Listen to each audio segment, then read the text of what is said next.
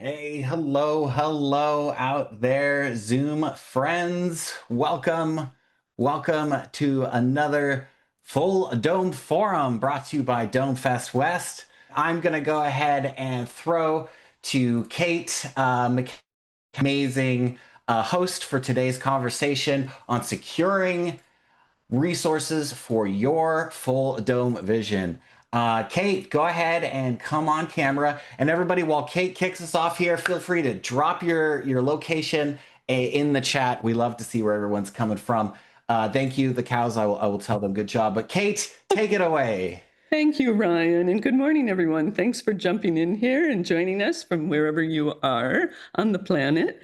This is going to be an exciting, informative discussion that we're having this morning because all of us ask the question of how do we fund our projects? And we have today some amazing panelists here to give us their shared experience from a number of different perspectives. And what I'll do first is put my screen up. Bear with me. Thank you. So again, we have some wonderful panelists that will share their perspectives on funding. And I wanted to also do a shout out for the Dome Fest West Festival, which is coming up next April 23rd through 26th in Boulder. And we're currently accepting submissions on Film Freeway. So check out all the details and information here to get your submissions up. Incredible conference that Ryan has spearheaded and our team, and we're just so honored to share and expand the community of creatives and shareholders in this space because it's truly evolving at a breakneck speed. And I just wanted to do a little review for those of you who are entering into this wonderful community and just give everybody kind of a glance at where we are currently in the evolution of this format. Basically, we're looking at different format sectors, and the conversation today, we have people that have had experience in each of these arenas. So digital platforms and giant screen cinemas like the IMAX theaters at museums and educational institutions. We have pop-up temporary domes, arts and culture permanent cinema domes that are now emerging like Cosm and the Sphere. We have VR headset platforms, which is our companion brother to this format, or sister, depending on your perspective. And then we also have metaverse immersive domes that we've had some experience with as well. So this is what we're looking at. And, again, last year we celebrated the 100th anniversary of the birth of the planetarium, which happened in Jena, Germany in 1923. And then if you Google planetariums images, you'll see some of the most extraordinary architectural temples of beautiful, beautiful construction around the world. And there's over 3,000 planetariums worldwide. They are also, the IMAX brand has dome theaters as well as their flat screen. And then resources, the International Planetarium Society is kind of the go-to society for the latest in this space. So visit there for more information, as well as Fulldome Database is a wonderful platform to get more information and to post your projects. And there's also a nice map of where planetariums are located worldwide. And my experience has been 10 years in the Vortex Dome at LA Center Studios. This is a portable pop-up dome. And these are also a unique way to create and exhibit your content. And these are showing up at music festivals and local communities more and more now. Vortex did immersive experiential marketing domes during their run at Comic-Con and, for brands. So that's another interesting way that these theaters are used. The Wisdome Los Angeles was popped up from 2018 to 2022 and featured a lot of entertainment experiences, concerts, music. These two domes are currently up and running, one in Berlin, Germany, B Dome, and Austin, Texas has the Concert Dome up and showcasing classical music, but arrangements of popular music with classical instrumentation. So that's a really interesting content series. And then Culture VR, one of their reps spoke on last month's forum about what they're up to in the UK, which is an incredible venue as well. And then we get into more of the permanent theater venues. SAT was one of the first in Montreal in '96. Incredible, incredible space. And then Universal built a dome in their headquarters in Comcast called the Universal Sphere, and that has a show that runs free to the public. And then, of course, I know you all know about the Sphere in Las Vegas. Last weekend, we saw the Oz interpretation there, and it was fantastic. So this is really shaking up the whole industry. And then, of course, Cosm, which is the owner of Evans and Sutherland, the parent company, and they are launching their venues around the country. This is from Los Angeles, and they're featuring sports, which is amazing. And they also have been running interpretations of rectilinear theater with like The Matrix. They started with The Matrix. So you see the rectilinear film screening here, and then they have add-on effects around the film. That's another way to present. And this is their interior LED theater in Los Angeles. And then Apple Vision Pro announced recently a planetarium in your pocket. So they're licensing dome shows for their platform. And that's a fairly new announcement. So now we're going to look at different ways of getting your show funded. And this is just a brief overview. So we have self-funded single artist creators and companies. We have crowdfunding, grants, tax-deductible donations when you have a fiscal sponsorship partnership, sponsorships from brands or corporate, investors, partnerships, and of course, friends and family. So we'll now kick off the conversation. I'd like to introduce Sally Brummel, who is the manager of the planetarium at the Bell Museum, located at the University of Minnesota in St. Paul, Minnesota. So Sally's here with her colleague, Holly Menninger. And Dr. Holly Menninger is the executive director of the Bell Museum. So they're bringing a really interesting perspective to some of the shows that they've been involved in creating, as well as licensing. And I'd like to invite them to come on screen and take it away. Thank you both for joining us today. You bet. Hello, everybody. Sally, I don't see you, so are you there?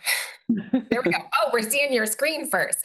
I think I'm going to kick it off. I'm going to give a shout out to Sarah Schultz, who I saw in the participant list, who is not only a great friend of the Bell Museum, but is also a member of our advisory board. So woo woo, nice to see you, Sarah.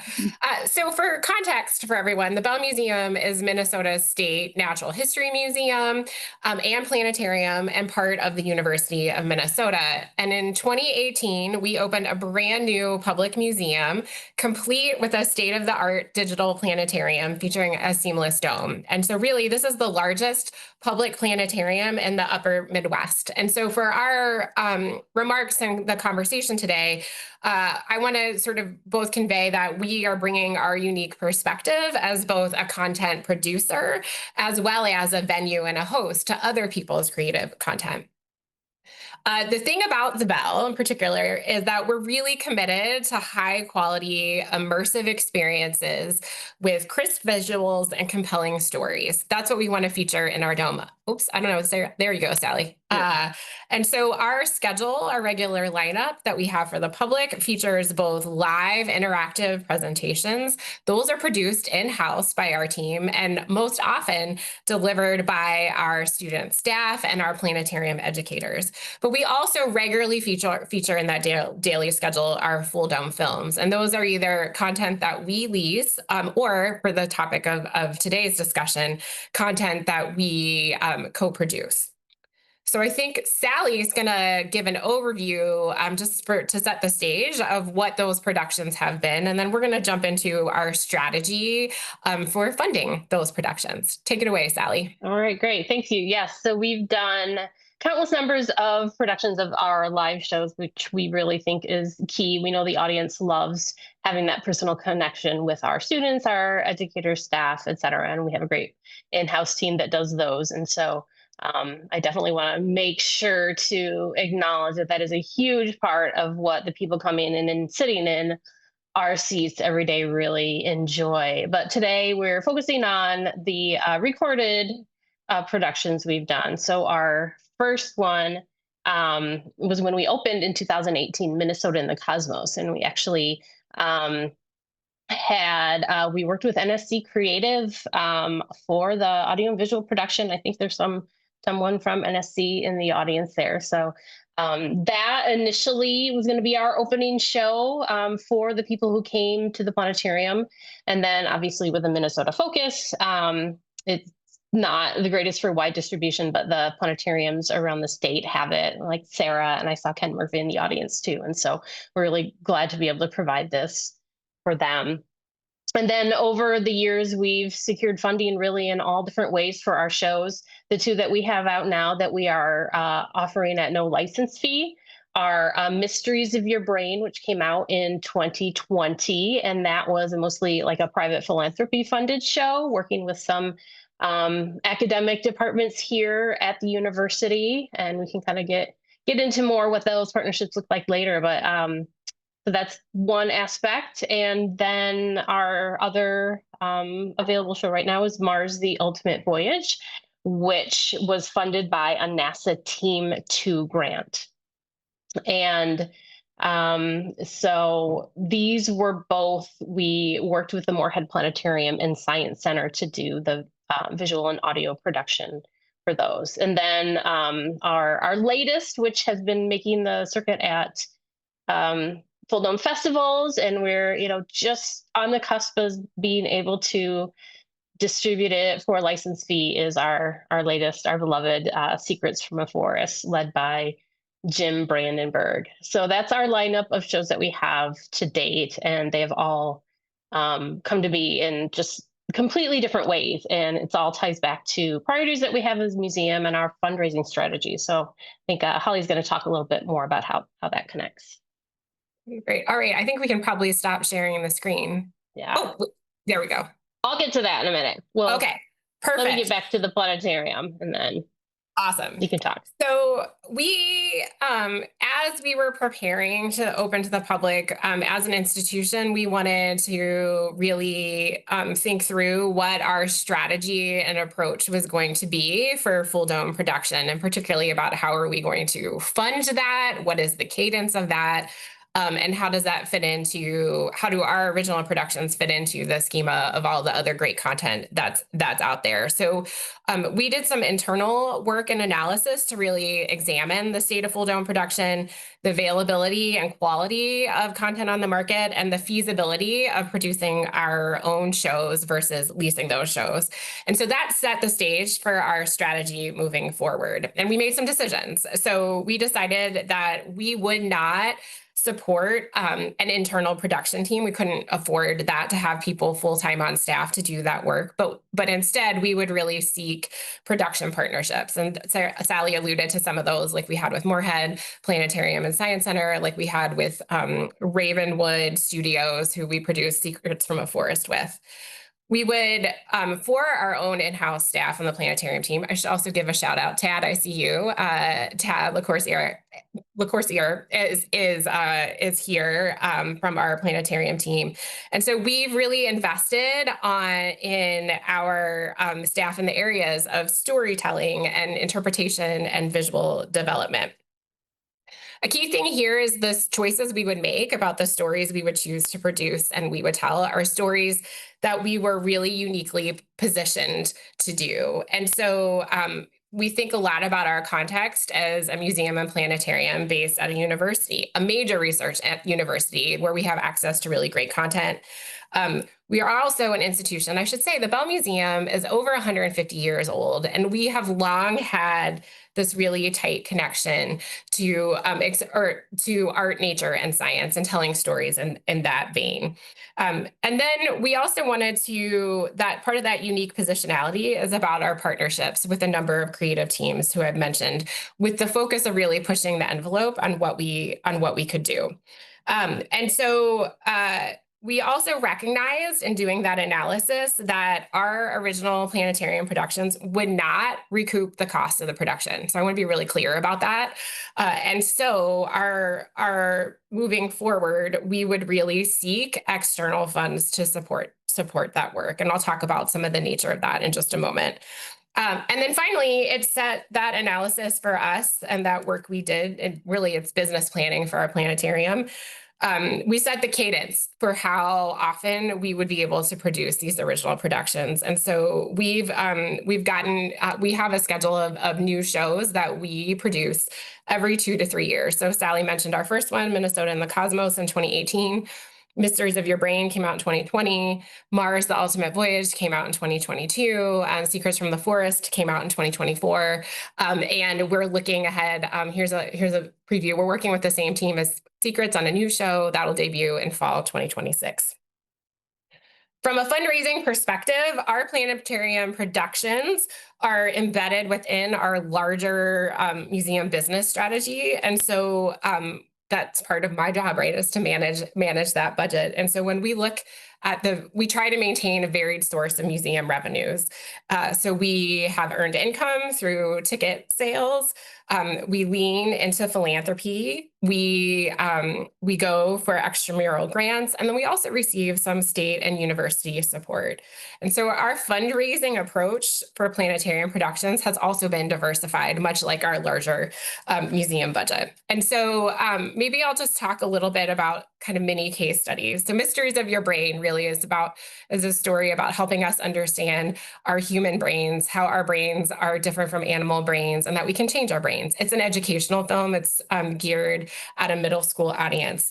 The funding for that film came directly from a philanthropic foundation that really had interest and commitment to immersive learning, number one. And they were also really interested in medicine and neuroscience. The University of Minnesota has a renowned program in the neuroscience field. So we had access to experts and advisors to help support strong storytelling around that topic. So that was an example of a single foundation support for a film.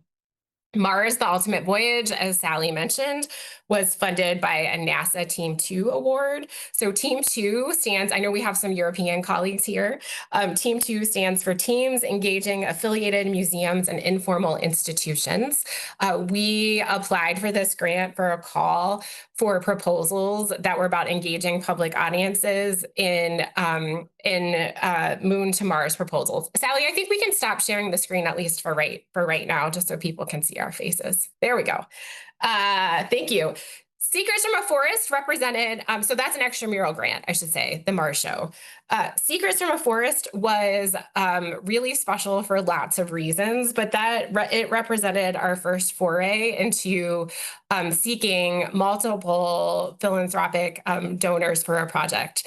That project emerged from our longstanding relationship with National Geographic photographer Jim Brandenburg, who had a renowned world following and had connected us with an incredibly talented team, and that he himself had a huge following of people who were interested in his work. He had great connections to the arts community.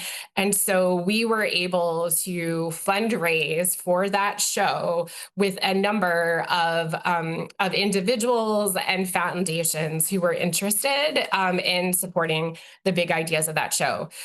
We can talk about perhaps in the Q&A that fundraising, it wasn't just a one and done that invest in the show and we're done. That really, we took an approach much like we do with all of our other philanthropic fundraising at the Bell, where we really spend a lot of time in stewardship helping our donors feel connected to the project, invested in the project, and keeping them regularly updated and having touch points, including with the creative team. And that's an approach that we are carrying forward with our new production that will debut in 2026.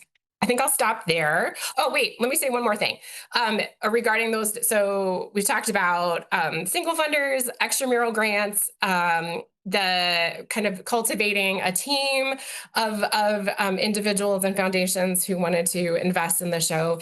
And then the last piece for us, which is really will be critical for our success moving forward, is that we were very fortunate several years ago for the Bell to receive its largest gift in the history of the museum.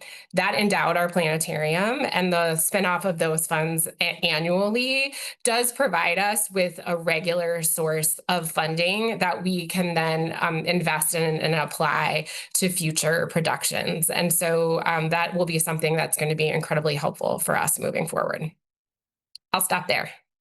All right, got that mute going. Yeah, I definitely want to also acknowledge that along with our on-site planetarium there, we have a portable dome. And this really did a lot of work helping us nurture those relationships. We hadn't had a public planetarium in the Twin Cities since 2002, by the time we opened at the Bell, but I was a part of an organization that brought the portable digital theater around to schools, and we are still bringing it around. But this gave us the opportunity to just really start small with some of these foundations, these companies that fund us today. We would ask them to maybe give us a couple $1,000s to take the dome to schools in their communities. And, we did that with the foundation that eventually funded our Mysteries of Your Brain show. So, we really, the part of the stewardship is, up in the top right corner there. Thank you for the doom.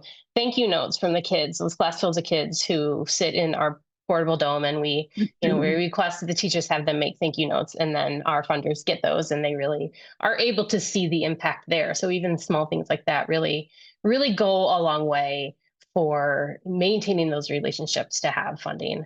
The Explore Dome was also really a proof of concept opportunity for connections to some of the people who were partners in our production work here at the university, because in this small scale, seeing what a digital dome could do when we didn't have a full scale facility really helped people understand the impact that it could make. So I think that one thing that's also really important to always be considering is, thinking about what your next projects, topics, and funders and partners are, even when feel like you're just getting started on the current one, because you don't want to get to the end and not have something we're working on. We do have a topic that I can't really speak to now because we're not, it's not certain if it's going to go anywhere that's even beyond our next regular production. But, this time it involves a completely different set of partners. It would be a completely different direction.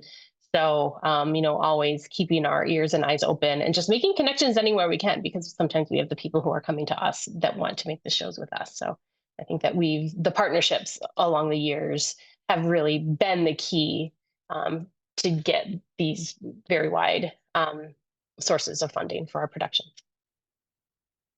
Oh, and I do also want to add, just for those of you in the audience may or may not know, we're hosting the Great Lakes Planetarium Society or Association Western Alliance Conference next October. So Goldie Gopher here at the U is excited to see you in just a few weeks. All right, I'll stop sharing now. Holly and Sally, thank you so much for that informative presentation. I know Holly has to leave, and I just have a quick question. A few minutes longer. I got the 45 is my hard stop, so we can stay a little bit longer. Okay, I had one quick question for you. You mentioned Team 2, and I was wondering if you could go into the description of what that is a little bit further again. I know we're out of order, but I just wanted to ask you before you had to leave on the Q&A. Yeah, so things are getting a little bit rearranged at NASA these days, but it was the program within NASA's STEM education group that really funded work at informal science. So largely out of the classroom type experiences. And so they fund a gamut. They have different sized projects that they fund. So from some small organizations to much larger.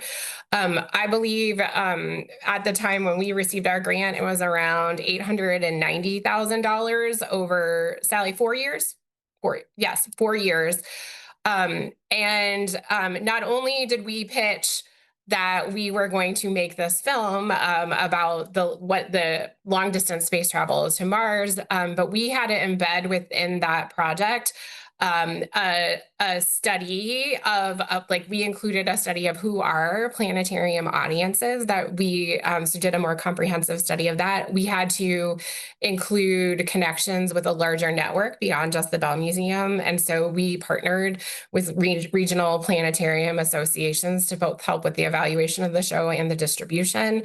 And then we also developed a series of hands-on activities, a toolkit to accompany the show that would go out. So it is a comprehensive informal science education funding program. A number of other museums and science centers have successfully acquired Team 2 grants to produce exhibits. But generally speaking, there's a pretty hefty evaluation component, and then some other wraparound pieces that go with the show.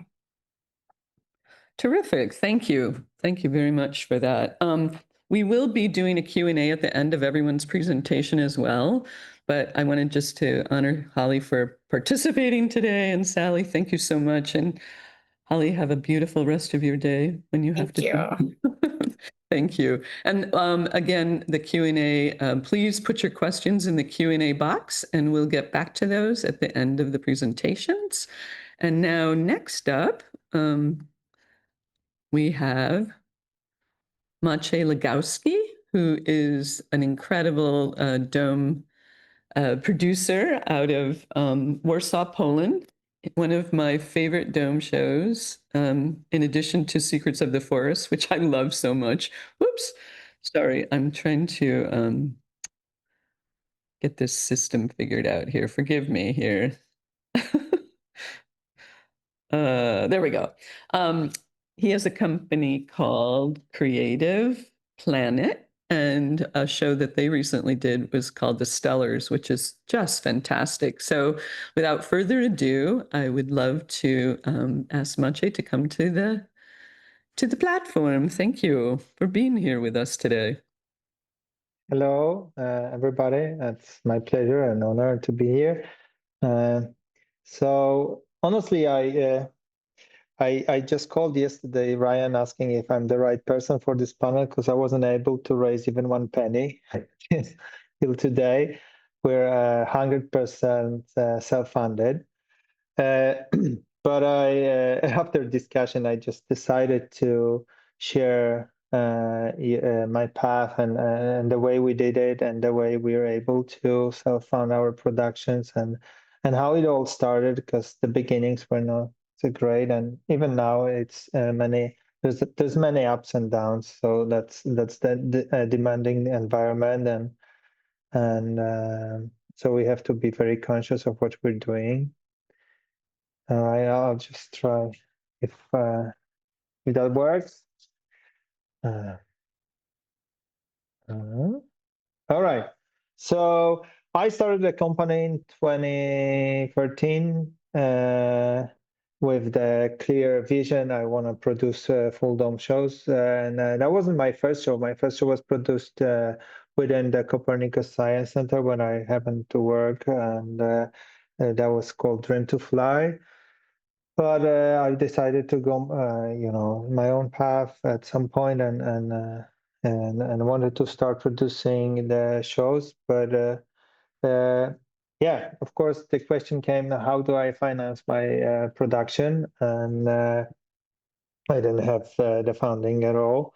But so my vision from the beginning was to build it in a small steps, and go step by step, building the company, building the resources we have, and start small. So we started to do some consultations, some small animations that helped me build the relationships, build the connections, build the knowledge, raise the funding, and yeah. So when I was finally ready, and we had our first show was supposed to be the Magic Globe, which had quite a lot of animations inside. So we wrote the Polish Film Institute, and we went through all the stuff. It's a founding institute in Poland. They're funding huge film productions, the main one. So on the webpage, we could see they're open for innovation and, of course, all the nice words. And we went through all the steps, and we didn't get even $1. And then I wrote to minister that we're doing, the Ministry of Education, and here and there that we're doing like educational shows, and it's innovative, etc. Likewise, we didn't get anything. So at some point we realized, like, if we want to do it, we have to do it ourselves. And at that point, we decided that Magic Globe was just not possible for us to produce. It had too much. It was too complex, too much animations, too many actors, lip sync, and it was just too big. And yeah, so we went to a different option, and we wrote a new script, and we produced our first independent show, which was the Explore. And that show was built with the clear vision that we want to make it more as a film, so more cinematic ways, but it was, done in such a way that we and planned from the very beginning in such a way that we can actually, deliver it. So what I want to say here is like sometimes we can work with really small budgets, but if we are aware of that and we plan everything in advance, thinking of the budget, and then it's feasible to finish that production. But it's very important to keep the consistency in the quality and keep to the plan.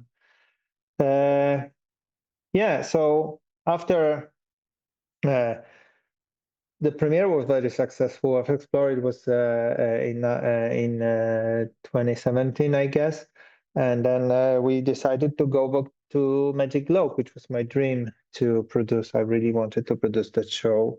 I really wanted to produce shows for kids or films for kids because I find it's very important to inspire them and involve them in something else than social platforms. But yeah, we realized soon that even with the first license sold for the Explore, we are not able to produce the Magic Globe easily. It's the demands. I'm sure all everybody about it. The demands of the Fulldome environments are great, and it's not just resources in terms of like funding for particular project, but resources as a render farm, storage.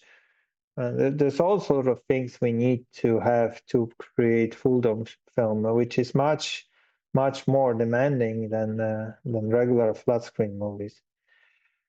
Yeah, so that's what we use today, right? There's just a lot of software. We have close to 1,000 rendering threads, and that has been built over the years. It took us 10 years now to build it. Like every year we invest in the equipment, every year we invest into software. But it wasn't the case when we started with Magic Globe, really. So what I want to say is that we tried to figure out the way to, again, fit into our budgets. And that's my daughter, Mia. She's actually the main character of Magic Globe. My teenager son is a dog. His name is Theo. So it was really a kind of a family project. We were recording mock-up in our garden. And then we used our living room as a recording studio, and we were using our kitchen staff. So it was very we really had to keep the budget low, but we were playing ourselves. I've been playing the grandma and Edmund, the uncle character. My daughter and my wife were playing the other characters. So yeah, we've really found a way to do it in such a way that we could afford to produce it. So I think really like planning is a key with the budget in mind, but also it's always a trade of the creativity and what we want to put into the show, where we want to go, and then reality. we hit the reality, and then what can we produce? What's possible technically, what's possible budget-wise, and what's possible to produce in terms of market demands. And so to give you a little bit insight to our process, we usually try, when on the script writing level, we try to really free ourselves and free our minds from that perspective of a film budget, and we write anything that we want. But then we have one more run through the script, and where we create storyboard, and we really think, okay, that's too much. How can we do it other way that's going to be still beautiful, that's going to work and serve the purpose, but we don't have to model, the whole army, or we don't have to simulate the storm, and also it's important, like simulations, for example, are very costly. So it's good to know also from the technical point of view, like what's pricey, what's not, and how to manage that. What do we want to include? Again, what's important for the story, what's important for the visual side of the show, and what can we drop? Yeah, so we eventually went again, and trying to progress. For example, for the Stellars, we dropped the mock-up. So we decided to invest into the frame animations, and all the animations in the Stellars are done by the animators, because we wanted to have more like character style for the Stellars, the aliens. So I think it's very also important to know the market and more know, like, to keep the budget, balanced. That's the difficult part, because we have to know what market needs, what market wants. We need to know the constraints and demands of our clients. We have to think about that. The planning of the show is a year process for us, and writing the script, and then production is a year. So the beginning of the process is really doing a lot of research, not only about the subject itself, but also about the curriculum, like what's in schools, what's appropriate for certain age group, what's important now worldwide. It's a big decision. Like, we produce the show for 2 or 3 years, and we invest all our money. Like, one show which is unsuccessful probably would drown the company. So it's a big decision what to produce. So we try to make it really a conscious decision, and but also, like, it's important. I would say what inspired us personally, what drives us, what's important for us as creators to say, and so it's a kind of a trade-off, and because if we work 2 years on something, it's also important that we have passion for that subject. What I want to say is build relationships. We travel a lot. we try to keep contact with the community. For me, that's the biggest reason to be in this market. It's a wonderful community. It's like I feel like in a family. I want to meet the people, and I have pleasure to, and it's really an honor and pleasure to be part of this community for me. But the thing is that it's also very helpful to know a lot of people, and then going to these conferences and festivals is really one of the key things for us. Also, budget-wise, we build relationships. We can count on feedback. We know who wants, what's the need here and there. We start to understand better market needs in different areas of the world. It's a really a diverse environment. So and we work worldwide. So yeah, the community is really everything. So what I can say as a lessons learned is like be flexible and be flexible with your ideas. Like if something doesn't work, if that's something that is not possible, we can always put it aside or change the idea. Start with what you can deliver at high quality and plan to from the beginning in such a way that you will keep the quality you assumed. Know more your market. Build relationships, not just films. Like really, relationships are one of the key things for us. And start slowly.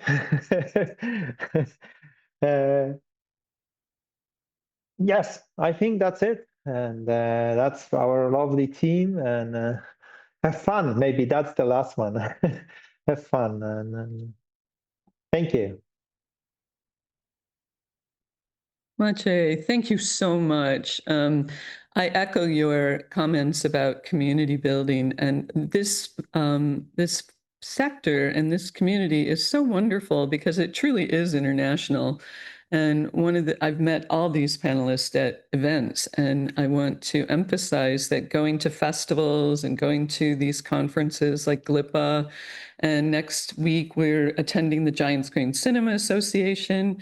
It's just a fabulous way to help each other, gain information, learn latest trends, and how to help get your projects out there and funded, and also doing shorts. To get your feet wet in the format, and submitting them to the festivals is a really great way to start, getting experience in this space. So thank you again.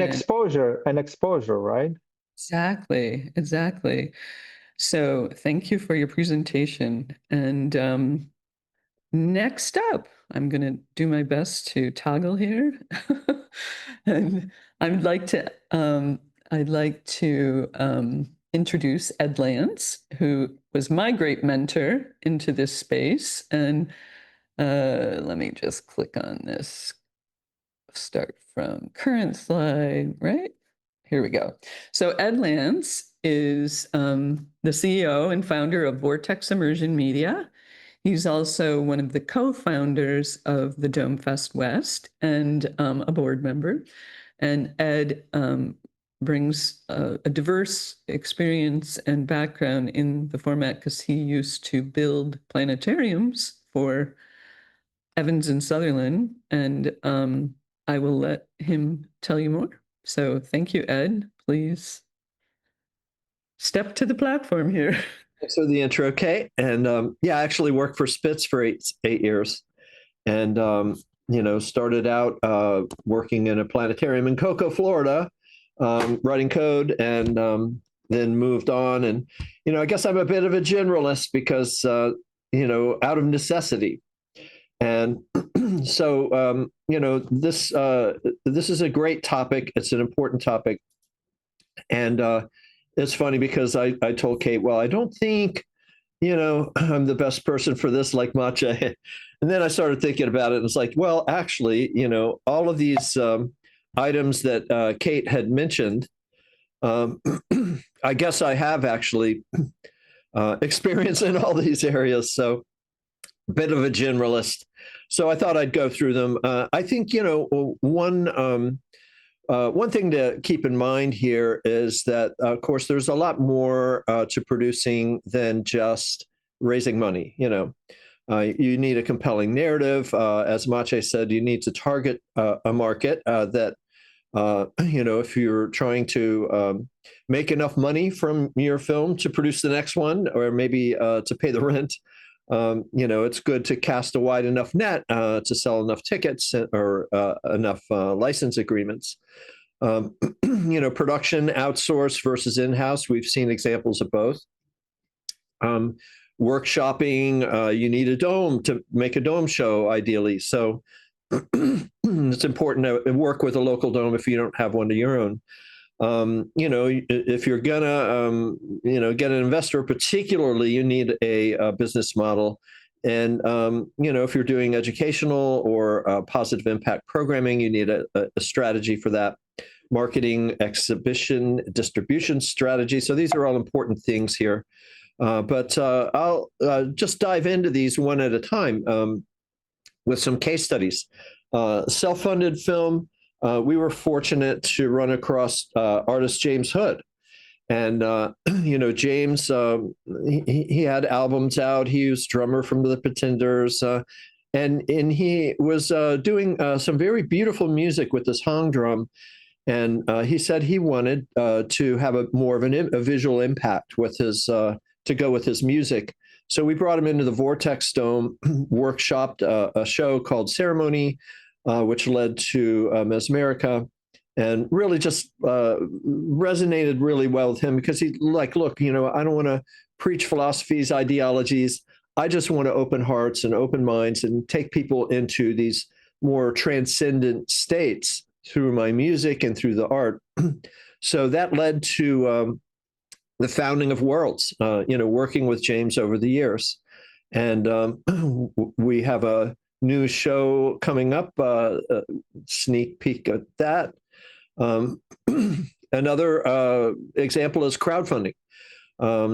We did a smaller crowdfund early on, raised, I think, $5,000.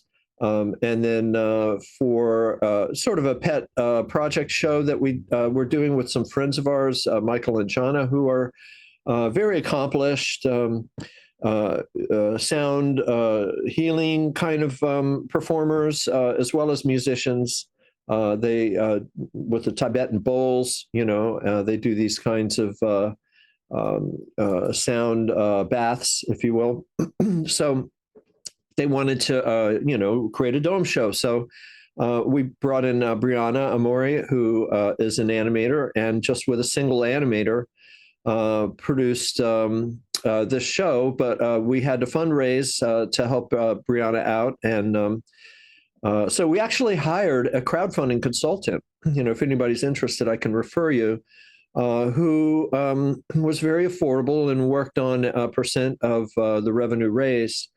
And this turned out to be great. We launched a campaign, brought in a couple of major funders, as well as lots of minor backers for the project. Helped tremendously with the production of a feature-length version of the journey. Going back a few years, have experience with grants, mostly helping Kenji Williams to come into the planetarium space, hooked him up with Skis.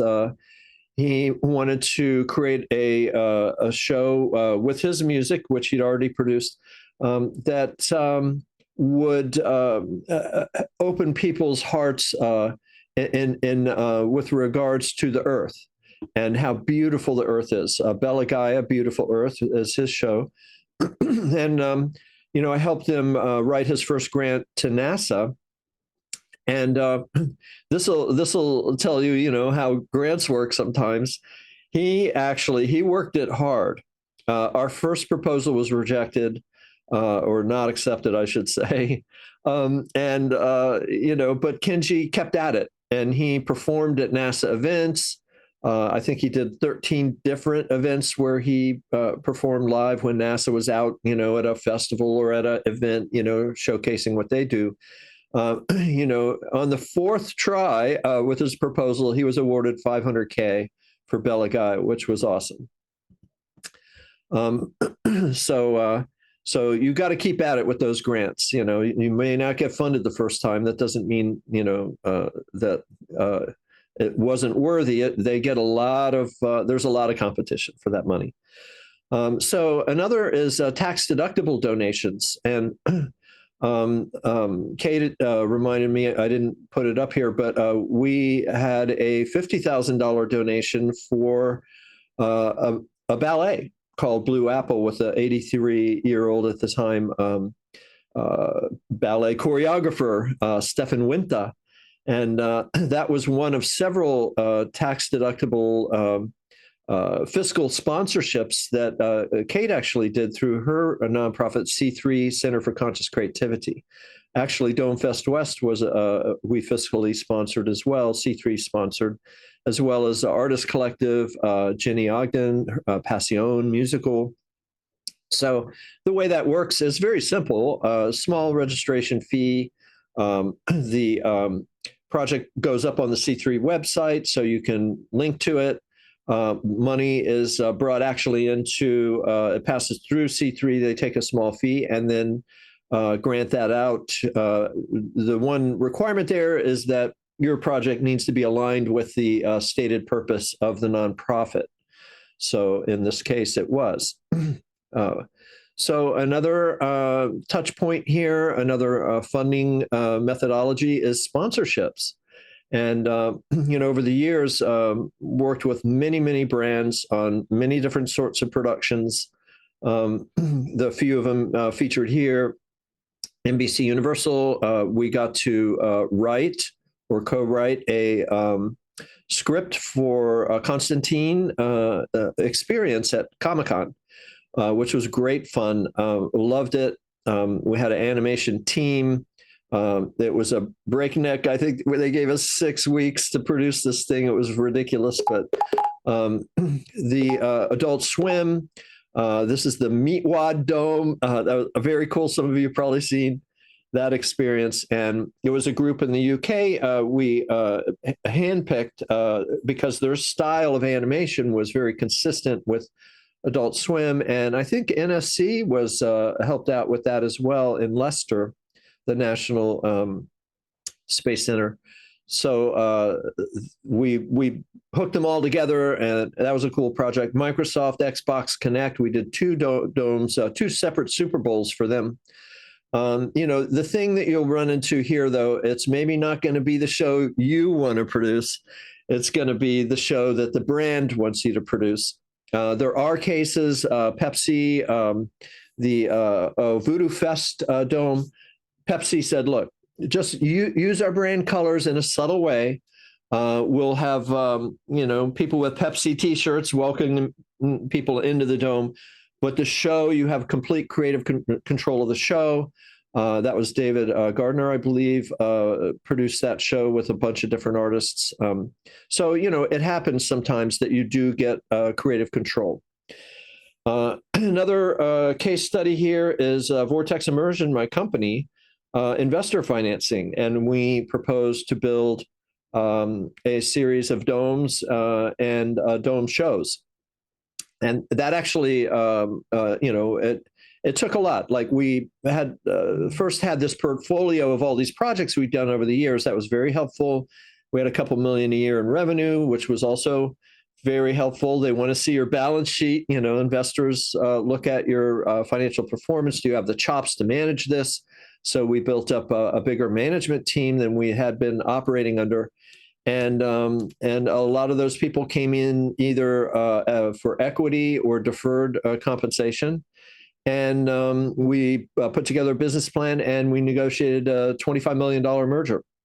Unfortunately, our close date was April 2020. Pandemic hit, out-of-home entertainment is not a very good investment in a pandemic, but that worked out quite well for us. It was a great strategy that really, you know, and because we were looking at putting up our own domes, we had control over exhibition, which is actually an issue. I just go back to this point here, is that, you know, you do need a very good business plan to show how you're going to pay your investor back, right? They give you money because they want to make more, right? So, and the planetarium market, if you're getting $10,000 a year for unlimited screenings of your show, license fee, it's very difficult to build a profitable business on that. So that's why we've taken a different strategy there. Partnerships.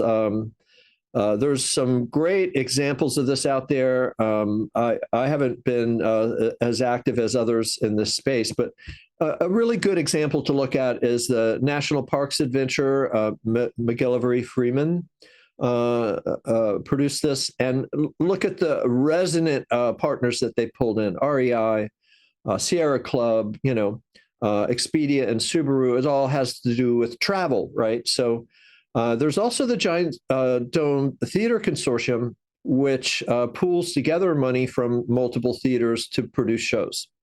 Also, this idea of licensing IP, this is a pretty well-known example of that.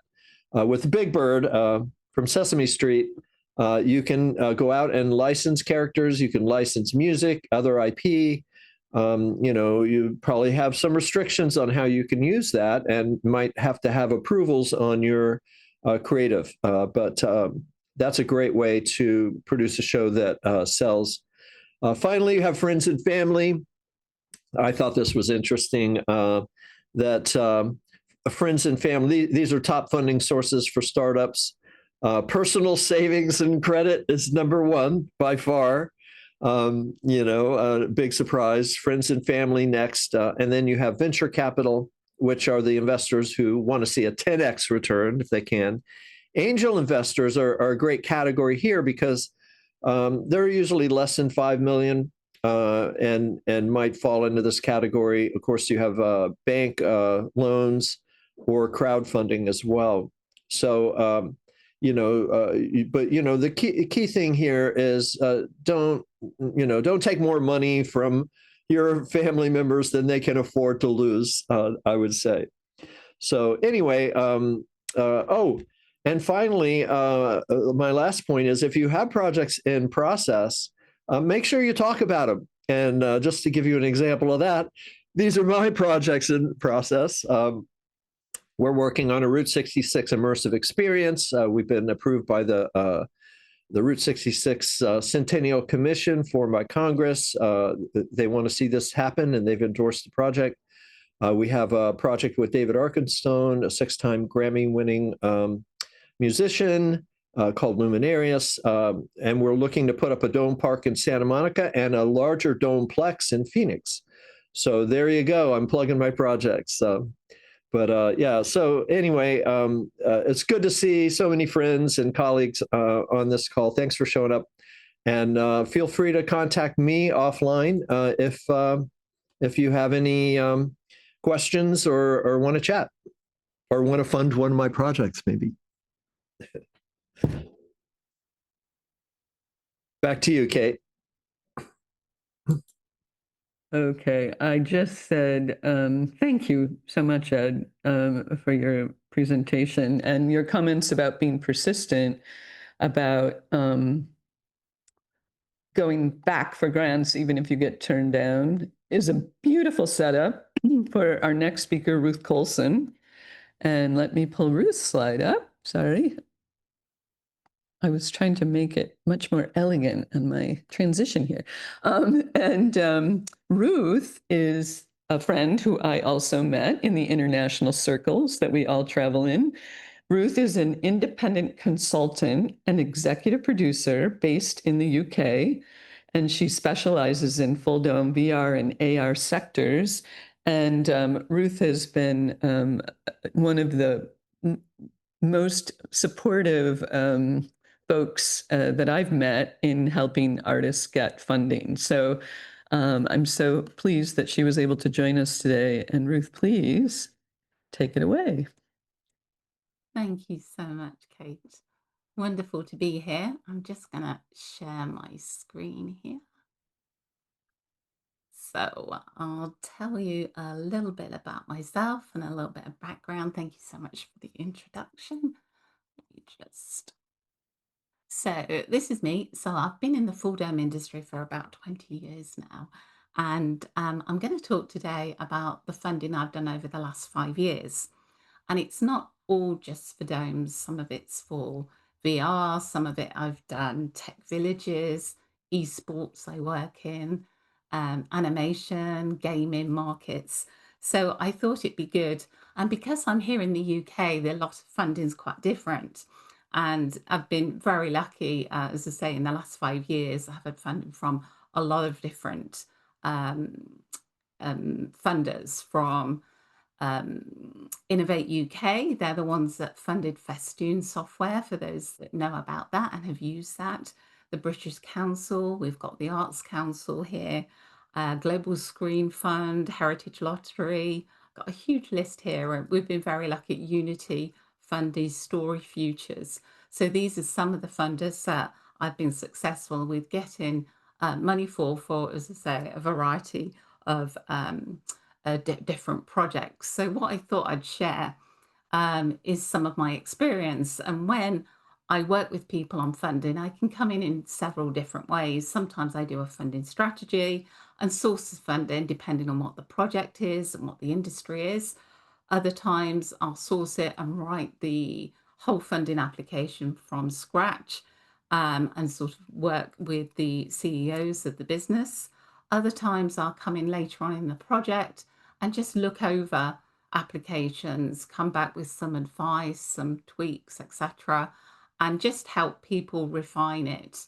So I thought I'd share some of my tips and some of the experience I've had, which is very universal rather than talking about anything sort of UK focused. So my first one is read the guidelines thoroughly. Now, I've looked at funding bids recently and had 2 different companies that have come to me. And the first thing they've got wrong is the dates. Quite often with funding bids, they have a strategy. These are the dates. This is when you need to do it. Also, budget. I had one as well just a couple of weeks ago where they hadn't reviewed what the budget is or hadn't realised there's match funding. And those small print is just, invaluable, and you don't want to put all your hard work to waste. So I always, recommend my clients read the guidelines, and obviously I check that for them as well. And also a lot of funding bids over here each question carries a weight. So, and quite often they're very transparent. They're like, you'll know where the highest weighting is, 30% towards this. And quite often, like Ed and others have touched on, is business plan and other things like that. So always look at where the weighting is, where they're going to really look at you and score you. So that's my first tip. Online briefings. Now over here, we do get a lot of online briefings, and it's great because you get so much more insight. You get to ask and answer, questions, and also connect, even if it's even virtual, to get to know who's judging and what they're looking for. Innovate UK over here is great at funding, but it's a very vast. There's lots of people that apply for it, so they have it as Innovate, and there's so many things of innovation. So it's really hard to know. And sometimes they will say this year's innovation focus is X. So again, it's always good to align yourself if you put in all that effort into an application that it is going to be successful. And relationships. Everyone, I think, on this call has mentioned, on this panel has mentioned relationships. I don't ever underestimate the value of the relationships, and you build the right relationship. I've recently got funding from the Heritage Lottery, and because I was on the online webinar, I managed to get contact, build a relationship, and they reviewed my application prior to it even going in, which is invaluable, and sort of gave me key points and how to actually strengthen it. So that was really, really important to me.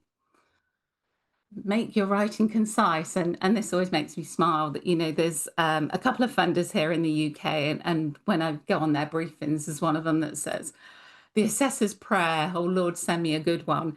And it is amazing that, they still, and some of the applications I look at, you're trying to get a message over and people repeat themselves. And a lot of things are limited with word count, make your words matter, just answer that question and that one alone. And also make it clear, a lot of us have been in this industry a while and we're very close and we can talk in acronyms and we can talk, make it clear. They want to know, what they're going to get, what the value is going to be for that. And, sometimes you have to go back and just break things down to the market size, etc. So strategic partnerships, and again, everyone in this panel has sort of mentioned this, and this can be wider. It can be trade associations. I've had funding for dome shows and had letters of support from the British Association of Planetaria, from Immersive, from, universities and lots of other places. So, and that sort of acts as an endorsement if you can get sort of letters of support from them. Audience reach. Now, this, a lot of the funders, when they're giving money, whether it's a sponsorship or an individual donation, they want to know where, where this is going to go, where whatever you're looking at is what kind of numbers you're going to get, what's your strategy. And I remember getting funding for a show a while back, and we gave it freely to everyone in the UK because it was a UK funders. And, that gave us 1 million numbers over a couple of year period. So that was, that really, really helped. Supporting kind. Now, a couple of funders that I work with, especially the Arts Council, they have a whole category for supporting kind.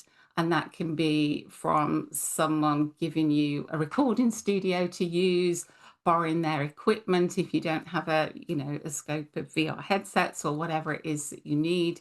And universities as well have had a lot of support from those, and having that support in kind adds a value to it, as well as asking for the funding. And then this is one pitfalls that I see quite a lot with people, where they wait to the last minute. And we have had recently a funder's website crash because there was too many applications and people had left it to the last minute. And quite often you see that they show you a grid on these briefings of all the applications that come in, and that last day or the night before is this huge peak.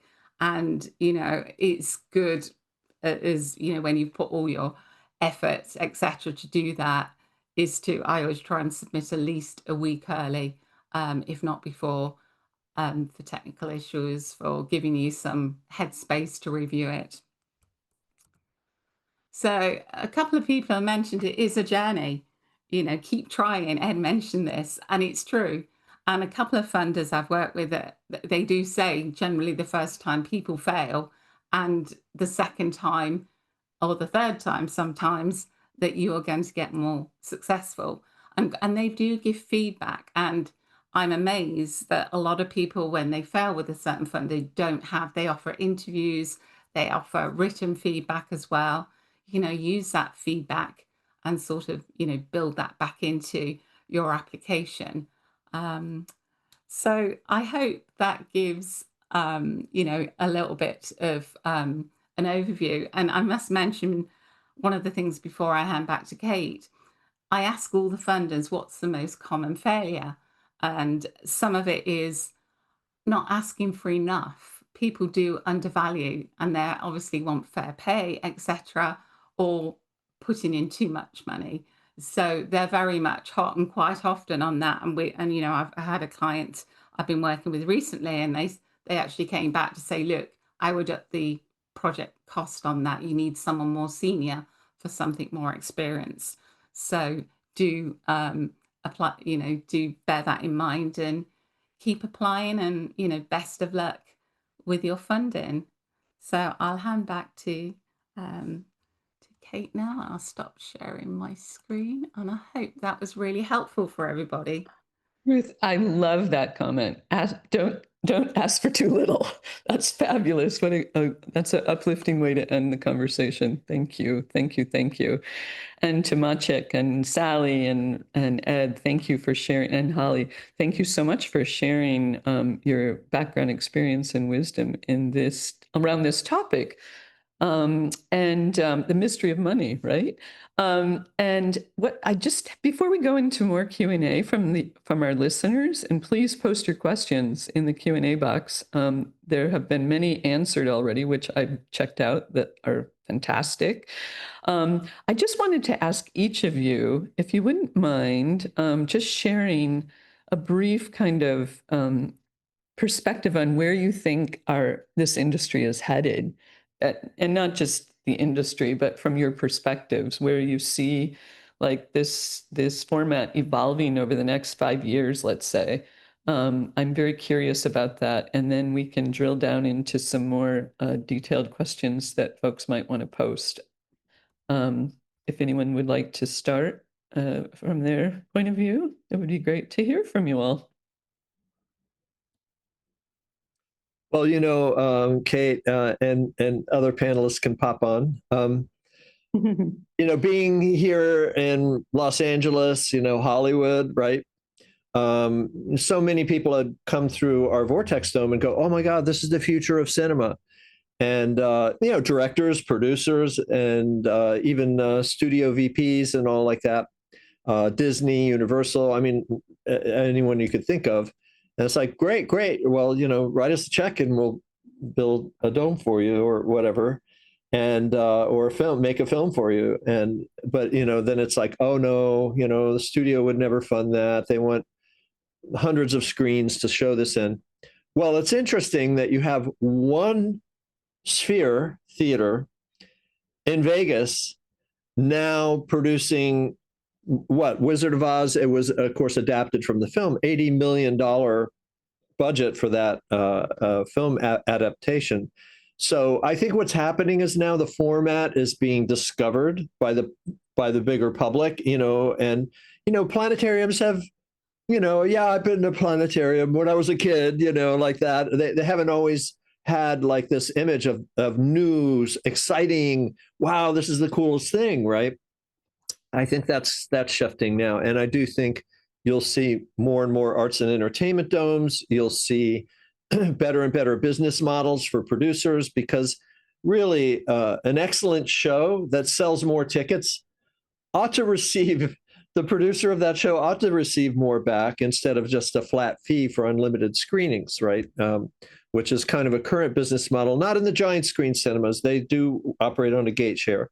But anyway, I think so. There's a shift happening. You can see, and I do think you'll see domes popping up everywhere. Look at how many flat screens there are in the world, right?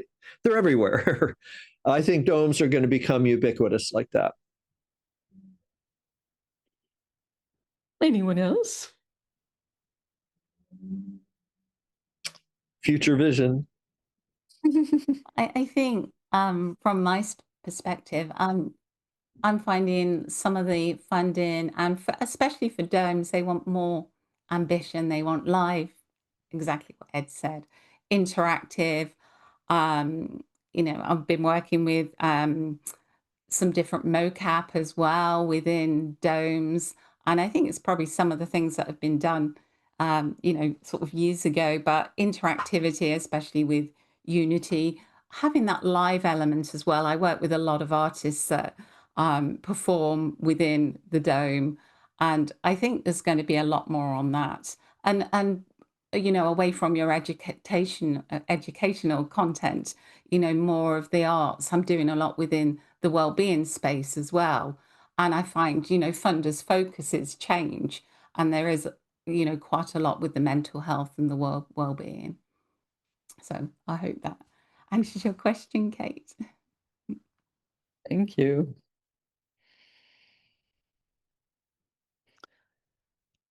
Anyone else want to? Sally, I'm very interested to hear what your perspective is. And, to me as well, the planetariums are such, I'm going to say this, it sounds corny maybe, but they're sacred, to me. When you look across the spectrum of being able to share educational topics on such an interesting variety of, sectors, math and science and space, and being able to include arts as a way to bridge some of those topics into an expanded audience, let's say. But I just find that daytime experience is so beautiful. And I know that from what I understand, the majority of your attendees are school children that come on. Right. Yeah. I was, sitting back after Holly and I talked and just putting on my educator hat and being one in the audience because, it's still at the heart of this. I'm the one who's making sure those programs are happening every day. And we have the people coming in and we have the people to do it. I think I alluded to this at the beginning, but, really of the productions that we've put together, don't add up to the number of people seeing our live shows every day. So Ruth kind of mentioned live interactivity. I know there are some planetariums out there that are starting to develop live show and package those for licensing. And that involves, sending assets, but also sending someone from their own staff to go and train another planetarium's staff in doing it live. So I think there's still always going to be the demand for that. We know so well how valuable all of the people who give the presentations are. And so as we're thinking about, funding for Full Dome productions, it always has to also include funding for the people who are going to be the interface between whatever the show is and the audience. And they're, as valuable or even more to put the funding into. And interesting too, Sally, with Secrets of the Forest, with the emphasis on music, that seems like a beautiful way that you have opened the opportunity to potentially, use that show to also bring in live musicians, perhaps. Yeah, we've done that already. We've had, oh goodness, this is going to be, we showed in the winter, and we're coming up to our third winter showing it, I think. And yes, we have like gallery programming with musicians, student ensembles, and adult ensembles to supplement it. So yes, that definitely, opens up the connection to so many other areas of our museum. That's to mention that distributing live shows is a bit problematic in this space currently. Number one, you have the different vendor systems. So if you have a Skyscan or SIA versus a Digistar versus whatever, it's like Nintendo or Xbox, right?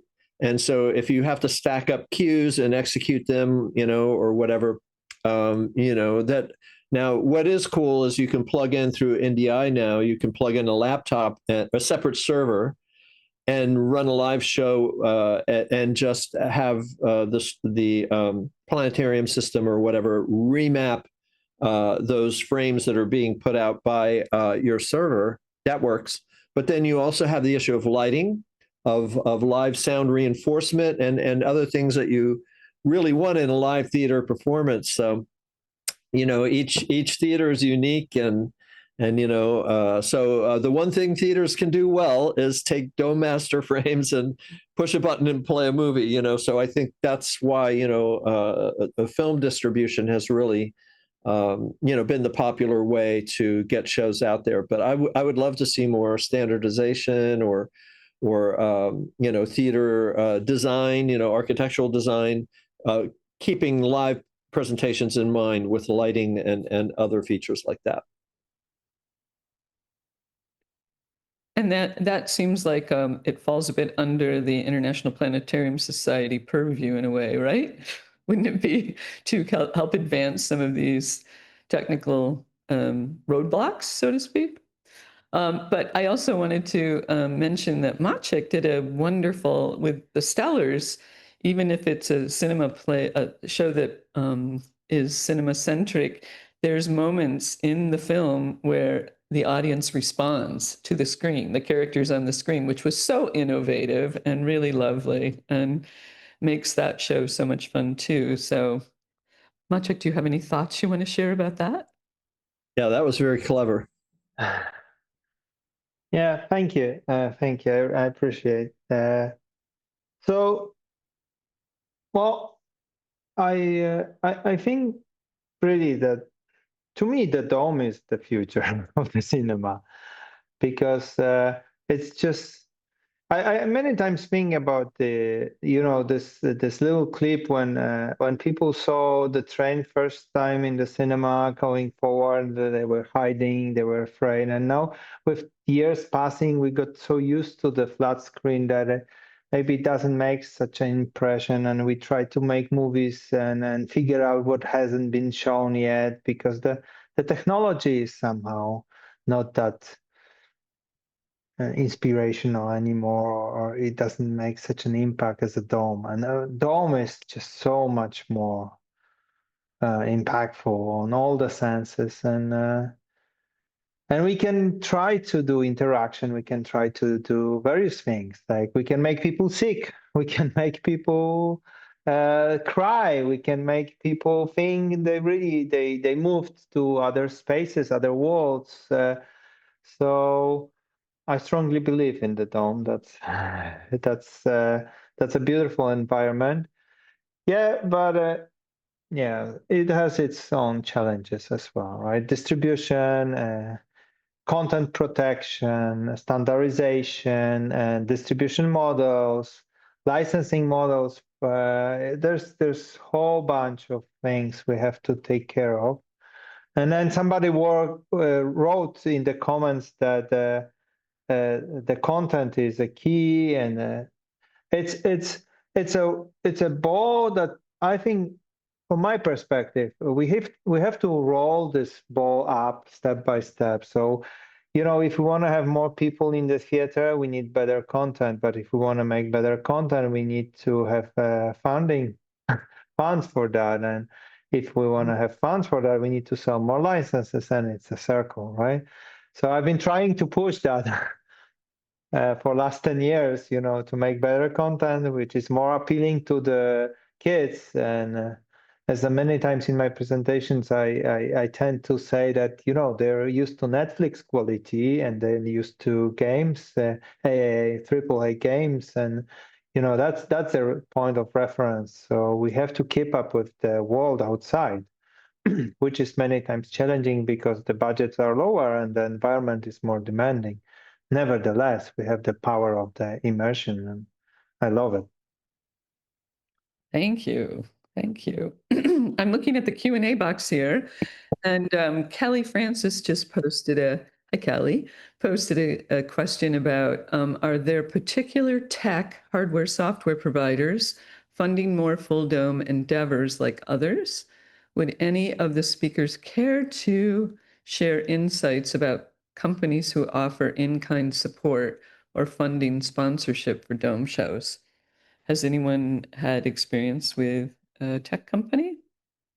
Well, generally, the planetarium manufacturers or vendors, Evans and Sutherland, Spitz, over the years, Zeiss, they've all needed a show library to offer as part of, maybe as part of the sale, to get a dome built, like the client's like, well, what am I going to show in the dome? Oh, we have our own library, right? So there have been investments by most of the dome manufacturers, if you will, to create their own shows. I'd say many of the best shows are from independent producers or some of the larger institutions. You have bigger budget films coming out of Cal Academy and American Museum of Natural History, but what you're doing, Sally, at the Bell is very impressive. And just being able to produce your own shows by outsourcing, I love that. So yeah, so I guess the answer is yes. There's many of the manufacturers are making shows, and but most of them, they have their own in-house departments. Some of them will outsource a bit. If you have a show that needs that you want to try get funded. I think COSM now is. I've heard something about $1 million per show for their sort of arts and entertainment type programming. They do also have Orbital, which sort of crosses over into the planetarium space. So it is worth having those conversations, I think. And if I can just touch on, our hardware, and a recent dome that was funded was the wonderful Prague LED dome. And that was 12.5 million. And that was actually funded by the city of Prague, which lucky them. So, I wasn't involved in that project, but was fortunate to go to their opening and see how wonderful the LED is. And again, they used live as well as showing everything, the full beauty of the LED. But, that was something that upgrade, and that was a lot of money that they got funding. So I don't know if there's anyone in here that worked on that project, but I was very impressed with that coming to fruition. Municipalities over the years have funded Olympic pools, rec centers, libraries. Why not domes? And I think the image of the planetarium needs to be refreshed in people's minds, that this is now an immersive experience environment that can be used for arts and culture, as well as night sky astronomy, let's say. So it can serve a number of verticals. Sally, I have a question for you as well. Are you developing all your show concepts in-house, or do you also have a policy for taking outside pitches from production? Everything except Secrets from a Forest was developed in-house. The concepts for the rest of those, they were all led by us. We would hire a script writer or do the script reading ourselves, or with our Moorhead production team. Jim Brandenburg came to us with the concept for Secrets from a Forest. So that's the only one that really didn't originate with us. Okay, thank you. Other questions? The one for Maciej. You ran through your software slide real quick. There were a couple slides there. Your workflow, I think, your pipeline, and you just flashed it real quick, and we got a bunch of comments in the chat that were saying, "Oh, that was too fast." I think they wanted to take a screenshot or something. And just a reminder too, these are all recorded and available on the Dome Fest West website, so you can watch them again in freeze frame on some of those as well. Those slides as an option. I uploaded one. I will upload the other one as well. So. Right on. Yeah, if you wanted to put a link in the chat to your presentation. Anyway, I see a question here for me about the world's business model. The 10K, 20K a year for unlimited screenings just isn't enough, to be able to afford even producing a high-end show. And a higher end show in this space is maybe 750K, 1.5, maybe 2.5 million. The giant screen cinemas used to be 10 million. I think it's down to like 5. But anyway, the model we've used is more of a 4-wall. We just go into the planetarium and negotiate running our shows ourselves. Let's see, I think we're about at the end of our time. Any other questions? Let's see. Do any of the panelists have any questions for each other before we say goodbye? I see that one from Coco. She's saying something about where can I find research regarding dome experiences like awe and wonder, wellness benefits, etc. That's a great question. You know, I talk about this stuff all the time. There's a lot of papers scattered about. It would be great to compile, you know, these together. I think, you know, there's a resource page on Immersa website, I believe. I'm not sure what we have on Dome Fest West, but that's a great suggestion, you know, is because, you know, that and one of the issues we ran and trying to actually do a study with UCLA, the neuroscience and film department, to study awe and neural synchrony in immersive domes. There's been a lot of studies in VR, and you can reference, if you Google Scholar search VR, you'll see, you know, pain management and phobia treatment, and but also you know, various things regarding awe and wonder, and the benefits of awe, you know, which are many. So definitely look up science of awe, and you know, but there's not a lot of formal studies in the domes. That's we'd like to fix that. I'm going to put a resource in the chat from the International Planetarium Society, a list of published publications. I definitely can't say that people who publish are updating that regularly, so I'm sure there's a lot more than is listed here. But yeah, just do a web search of, you know, research on teaching or research on wonder in the planetarium, and a lot of journals will pop up, and you can see what's out there. Thanks, Sally. Thank you, Sally. And thank you again to each of our wonderful speakers today. We greatly appreciate you sharing your experience and wish you continued success in all your ventures, and hope to see you all at Dome Fest West next year. And I'd like to invite Ryan back onto the screen to wrap this up. And again, keep creating and keep asking for more. Right, Ruth? Thank you. Thank you so much, everybody. Let's have a round of applause for all of our panelists. Please throw your reactions into the chat. We absolutely loved all of the points that were made, and thank you so much for each of your time.